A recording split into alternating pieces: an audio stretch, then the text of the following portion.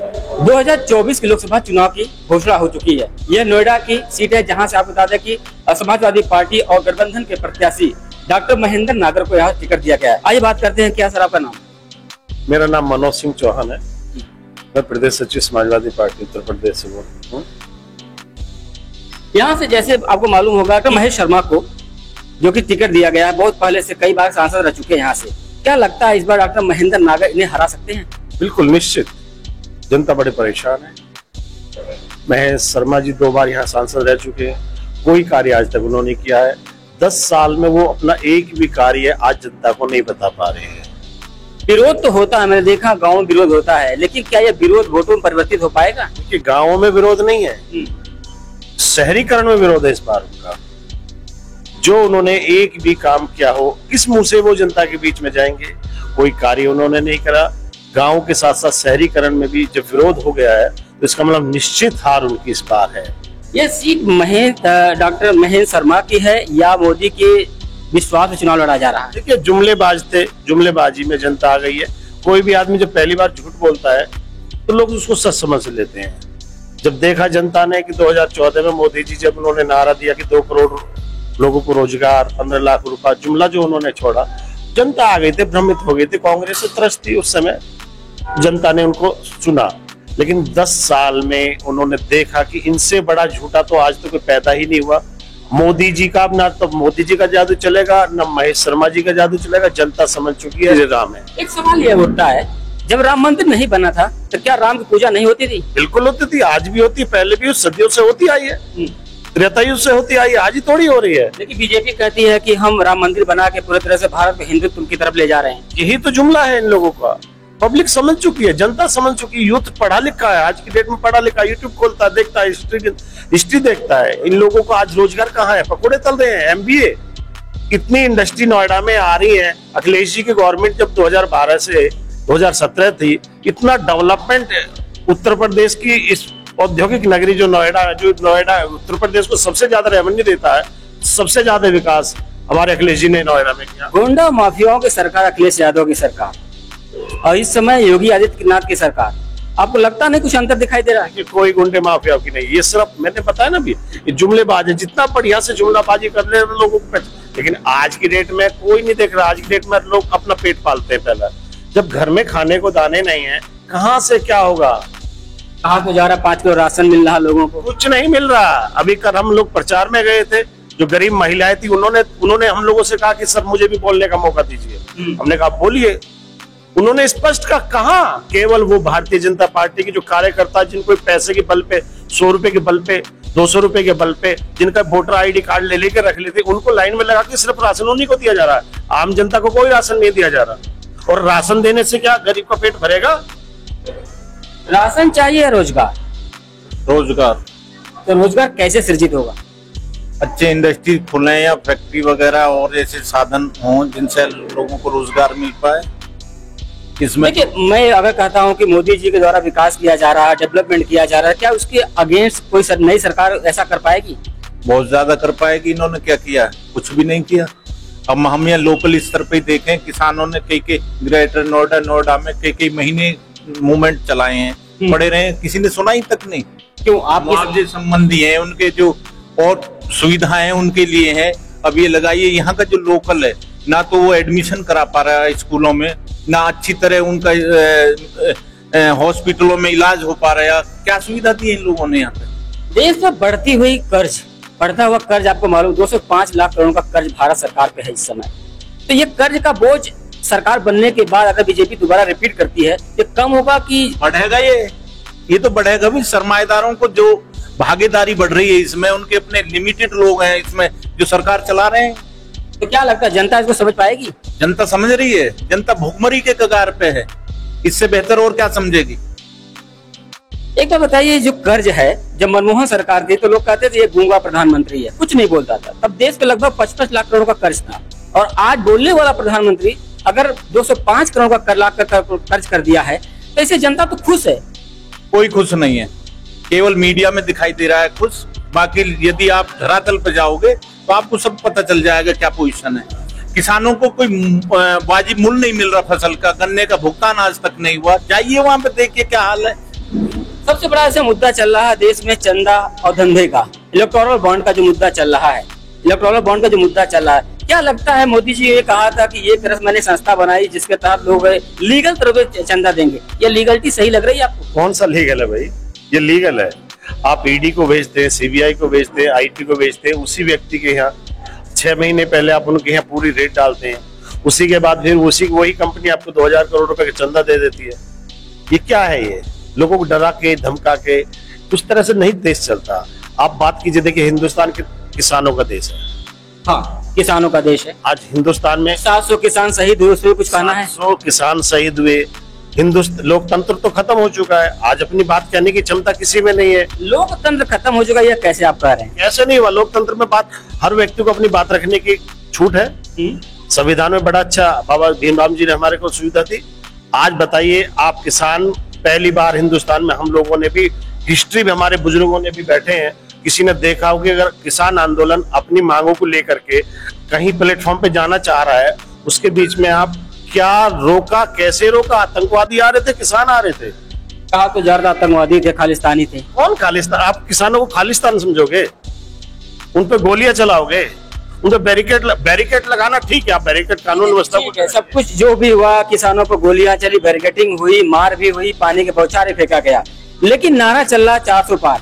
वही 400 पार नहीं, 400 हार है। स्थिति ये देख लीजिए, पूरे हिंदुस्तान में हिंदुस्तान का आदमी जन जन इनको समझ चुका है। जो इनका बेस कैडर था, जो इनका वोटर था, जिनको अपना वोटर मानते थे राजपूत समाज, पूरे हिंदुस्तान में इनके खिलाफ हो चुका है। और भूगोल बीजेपी राजपूतों की पार्टी कही जाती थी, तो लगता है थोड़ा सा सरमाएदारों की राजपूतों की पार्टी कराई जाती थी, लेकिन राजपूतों के बल पे ये लोग जो अपने आप को बताते थे, आज राजपूत सबसे ज्यादा विरोध इनके खिलाफ है। आज हिंदुस्तान का राजपूत इकट्ठा हो चुका है इनके खिलाफ भूगोल गुजारा। और आप देख लीजिए, 400 पार नहीं, 30 पार होंगे। चलिए, मैं अगर एक सवाल ये इसमें बहुत ज्यादा उठ रहा है, इलेक्टोरल बॉन्ड पे ही बात करते हैं अगर हम, तो जनता को कैसे समझाएंगे? इतना बड़ा गबन हो रहा है देश में। जनता हिंदुस्तान की पढ़ी लिखी लोग है। अब वो वोटर आज किसान है, लेकिन उनका बच्चा पढ़ चुका है। इलेक्टोरल बॉन्ड को हर व्यक्ति समझ रहा है। इतना बड़ा कर्ज, इतना बड़ा घोटाला आज तक हिंदुस्तान में नहीं हुआ जितना बड़ा घोटाला ये हुआ। अगर युवा समझ चुका है, तो मेरा सवाल यह है कि 2014 में जब मनमोहन की सरकार थी, तो जब पंचवर्षीय योजना बनती है, तो उस योजना में बनाया था अगली 5 साल जो सरकार होगी वह इस योजना पर काम करेगी। तो उसमें उस योजना को हटा करके प्रधानमंत्री जी ने, मोदी जी ने उसे हटाकर नीति आयोग का गठन किया। नीति आयोग का जो गठन हुआ यह 15 सालों के लिए हुआ। इसमें मनमोहन सरकार ने कहा गया था 10% का जीडीपी, लेकिन मनमोहन ने कहा कि नहीं, इसे 8% कर दीजिए, क्योंकि देश इतना ज्यादा जीडीपी नहीं कर पाएगा। तो 8% से क्या ज्यादा जीडीपी हो गई? कहाँ हो गई?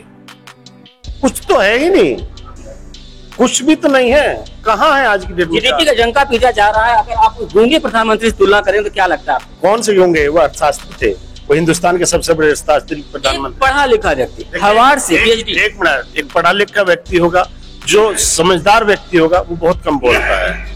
बोलता केवल है जो ज्ञानी कम बोलता है। ज्ञानी कम बोलता है। बड़े बूढ़े ने कहा, पिक्चर भी है, प्रैक्टिकल भी है। जो ज्ञानी पुरुष होगा वो कम बोलता है। जुमलेबाज क्या करता है? दिन भर बोलता ही तो है।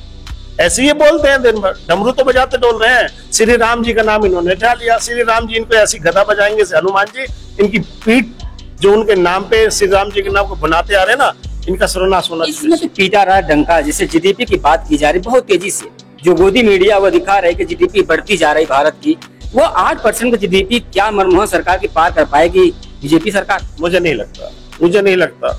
ये देश को गड्ढे में इतना बड़ा घेर के चले जाएंगे कि लोग इनको याद करेंगे। ये इनकी बदमाशी, इनकी तानाशाही हिस्ट्री बन के आएगी। अगर हम तानाशाही की बात करें, जैसे लोग कह रहे हैं कि तानाशाही बढ़ती जा रही है, क्या मोदी के आने से तानाशाही बढ़ी है? इससे पहले भी तानाशाही थी?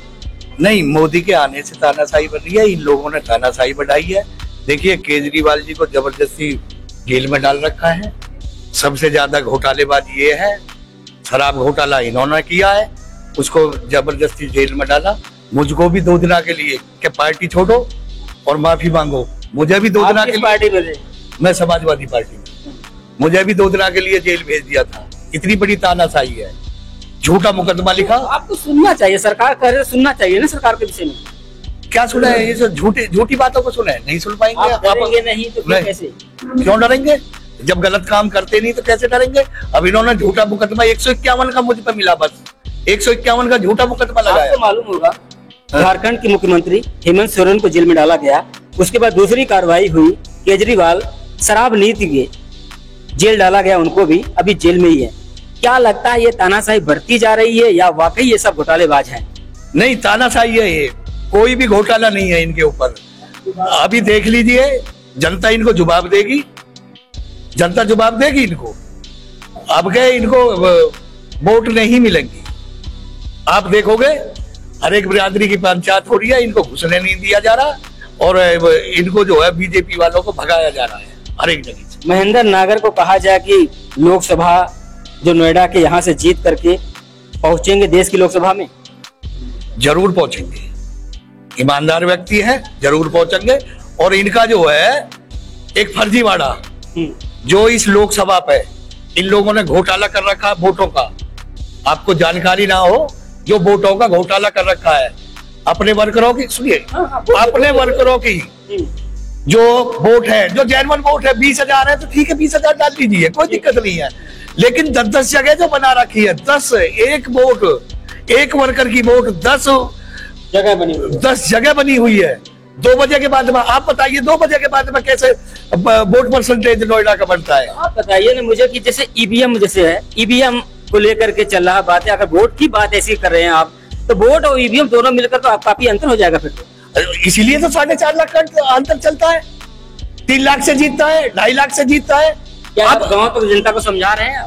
समझा भी रहे हैं, उसके ऊपर काम भी कर रहे हैं। और इसको जो है अभी हम चुनाव आयोग को उसको देने वाले हैं। आज सब हाँ विद सबूत दे रहे हैं। और ये भी पता है, हमने ये भी पता निकाल, वो पहचान पत्र कहाँ रखे हुए हैं, वोटर आईडी कहाँ रखे हुए हैं, वो सब चीज हम लोग इन सब मुद्दों से क्या आप लोग लड़ पाएंगे? शासन सत्ता में नहीं है और इतना अभी आपकी पार्टी भी इतनी मजबूती से इस मुद्दे को उठा नहीं पाएगी। नहीं, इससे बढ़िया क्या लड़ेंगे हम, जब इनसे जेल जाने से हम नहीं डर रहे, वोटिंग में हम इनसे आगे हैं, ईमानदारी में हम इनसे आगे हैं, तो आप बताइए इससे क्या वो करेंगे? जमीनी हकीकत अलग है। अब हम मुद्दे की बात करते हैं। जैसे इन्होंने कहा कि केजरीवाल को जेल में डाला गया, ये तानाशाही है या वाकई जो है कि भ्रष्टाचारी हैं?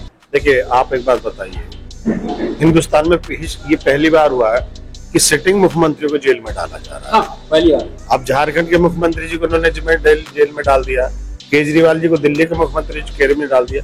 ऐसा क्यों किया जा रहा है? हिटलरशाही तो है। अगर आप हमारी बात सुनेंगे, आप हमारी पार्टी में आएंगे तो आपके वॉशिंग मशीन की तरह धो दिया जाएगा, आप क्लीन हो जाएंगे। ऐसा क्यों नहीं कर रहे हैं आप लोग? वॉशिंग मशीन से धुल जाइए, गंगा जल से धुल जाइए। देखिए, हम नहीं, आपको इनको जनता धो आप लोग देगी। संविधान के चक्कर में पड़े हुए हैं। हम लोग नहीं, संविधान को तो हम लोग मानने वाले हैं ही है भाई, लेकिन इनको जनता ऐसे धो देगी, धुलाई अच्छी तरह से जनता इनकी धुलाई करे। डॉक्टर महेंद्र नागर जी एक किसान परिवार से हैं। क्या किसानों की हत्या को लेकर के जो जिस प्रकार से किसानों के ऊपर अत्याचार हुआ है, इसे अपने लोगों को समझा पाएंगे? क्या ये चीज लोगों को समझा पाएंगे, अच्छी तरह समझा पाएंगे? और यही समझ क्या वोटों में परिवर्तित हो पाएगी? बिल्कुल, हम लोग जाते हैं। बिल्कुल, हम लोग जनता के बीच जा रहे हैं। हम लोग स्वयं किसान के बेटे हैं। डॉक्टर महेंद्र नागर जी खुद यहाँ के लोकल रहने वाले हैं, वो किसान के बेटे हैं, वो अच्छे से समझते हैं, वो पढ़े लिखे व्यक्ति हैं, डॉक्टर हैं। उनकी फैमिली पूरी, डॉक्टर महेंद्र सिंह नागर की फैमिली पूरी पढ़ी लिखी, उनके बेटा, उनकी बेटे की पुत्र वाइफ, उनके पुत्र वधु सब लोग डॉक्टर्स हैं, पढ़े लिखे लोग, किसान भी हैं। रही बात किसानों के यहाँ की बात, एक एक बात हम लोग जनता को समझा रहे हैं और जनता बड़े अच्छे से समझ रही है। जनता हम लोगों से पहले समझदार है भाई। जनता आज जनता को समझाने की जरूरत नहीं है, जनता समझदार है। वो हिसाब आते हैं हम, अगर 59,000 शिक्षक भर्ती हुई, जिसमें आपको मालूम होगा कि 640 दिनों तक चला हुआ आंदोलन, बच्चों को न्याय नहीं मिला, क्या यह असर करेगा? ना न्याय मिलेगा इस गवर्नमेंट में। न्याय की उम्मीद तो देखिए, न्याय वर्ड तो भूल जाओ, इस गवर्नमेंट में खासकर न्याय वर्ड तो भूल जाओ। यहाँ को यह तानाशाही के अलावा कुछ नहीं जानते लोग। पुलिस, महिलाएं अपनी कुछ हक की लड़ाई लड़ती है, वो रोड पे जाती है। देखिए, कहाँ जाएगा व्यक्ति? रोड पे जाएगा, या तो अपने मेंबर ऑफ पार्लियामेंट के पास जाएगा या विधायक के पास जाएगा। अगर नहीं, अधिकारी नहीं सुनेगा तो रोड पे आएगा। रोड पे आज महिलाएं जाती है, उनके साथ अत्याचार होता है, उनको लाठी बरसाई जाती है, उनको डंडे बरसाए जाते हैं, उनको जेल में डाला जाता है। किसान जाता है तो किसानों के साथ ये दुर्व्यवहार होता है। व्यापारी जाता है, वो होता है जीएसटी के नाम पे, देख लीजिए पूरा व्यापार परेशान है। जैन जी के लिए क्या कहना चाहेंगे? जिस प्रकार समाजवादी पार्टी में थे और उसके बाद उन्होंने कन्वर्ट किया, इसको लेकर क्या वो वोटों पर असर नहीं डाल पाएंगे आपके? देखिए, जयंत जी के बारे में मैं कुछ नहीं कहूंगा, बड़े लीडर हैं। हाँ, इतना जरूर कहूंगा, किसान हैं, किसान के साथ अत्याचार हुआ। इस बार अब वो काम खत्म हो गए कि किसी के कहने से, किसी के बहकावे में कोई आगे वोट करेगा। जिस पे बीतती है वो जानता है। किसान इतना त्रस्त है, अब वो बहकावे में क्या आने वाला नहीं है। वो देख रहा है कि इन तानाशाहियों को जिस दिन हमारी वोट पड़ेगी, वोट्स के माध्यम से उनको भगाया जाएगा। विपक्ष को खत्म करने की पूरी तरह से कयादत चल रही है। क्या लगता है विपक्ष बचेगा या खत्म ही हो जाएगा 2024 के बाद? विपक्ष तो बचेगा ही बचेगा, तो पक्ष ही खत्म हो जाए। विपक्ष तो बचेगा ही बचेगा। विपक्ष नहीं, ये अपने को बचाना शुरू करते हैं। भारतीय जनता पार्टी, हिंदुस्तान के आम जनता ने इनको बनाया था और आम जनता ही इनको उखाड़ कर फेंकने का काम कर रही है। 400 पार नारा दिया जा रहा है, क्या 400 पार या जुमले की सरकार? जुमले की सरकार भैया, 400 पार तो भूल ही जाओ। अब जनता का पूरे देश में आप देख रहे हैं, जहां इनके प्रत्याशी जा रहे हैं, गांव में अंदर नहीं बढ़ रहे, बाहर से बाहर इनको भगाया जा रहा है। जब लोग सांसों पे घुट रहे थे, कोरोना वैक्सीन बनाई गई, उस कंपनी ने 50 लाख करोड़ रुपए चंदा दे दिया बीजेपी को। लोगों को समझ में आ रही बात? आ रही है। चंदा उसने कहां से दे दिया? इन्होंने उसके पास मशीन थी नोट छापने की। हाँ, मशीन ही थी।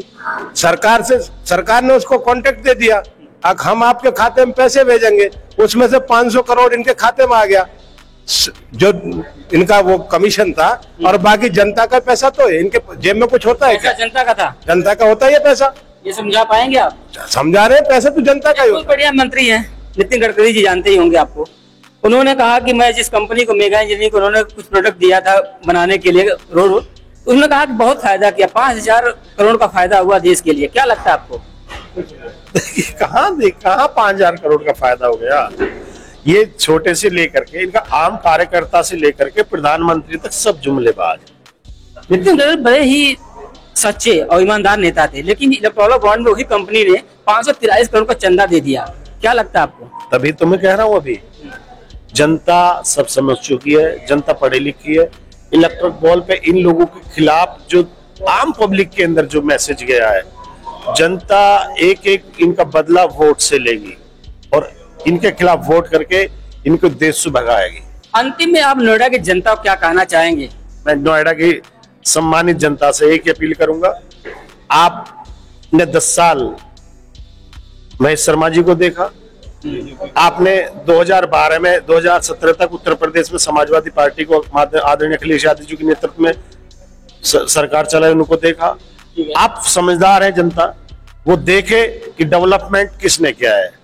नोएडा का विकास हो चाहे उत्तर प्रदेश का विकास हो, सबसे ज्यादा डेवलपमेंट अगर किया तो उत्तर प्रदेश में आदरणीय अखिलेश यादव जी की। अगर अखिलेश यादव डेवलपमेंट किए तो दोबारा क्यों नहीं आए? ऐसा नहीं है, मैंने कहा ना, जुमलेबाजों के चक्कर में फंस गई जनता। जनता एक बार फंसती है, जनता एक बार फंसती है, बार बार नहीं फंसती।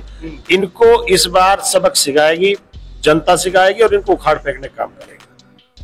अब ये नोएडा की लोकसभा सीट है जहां से महेंद्र नागर जी प्रत्याशी बनाए गए हैं गठबंधन की तरफ से।